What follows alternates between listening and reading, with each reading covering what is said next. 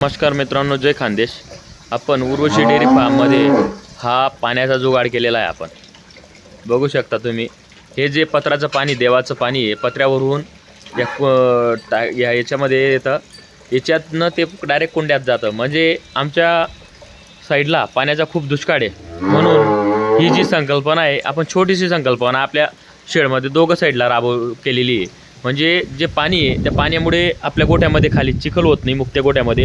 आणि चिखल न झाल्यामुळे, पाण्याचा चिखल कमी झाल्यामुळे गायींवर आजार पण कमी येतात आणि अशी एकदम स्वच्छ गोठा दिसतो। पावसाळ्यात खूप मुक्त गोठे पाहिले असतील तुम्ही, पण आपल्या गोठ्यासारखी स्वच्छता तुम्हाला माझ्यामध्ये तरी कोणत्या गोठ्यावर भेटणार नाही। हे बघू शकता तुम्ही, दोघं साईडला आपण हे केलेलं आहे आणि दोघं साईडला एकदम स्वच्छ असं पाऊस चालू आहे आणि त्याच्यामध्ये कोरडापणा बघा तुम्ही।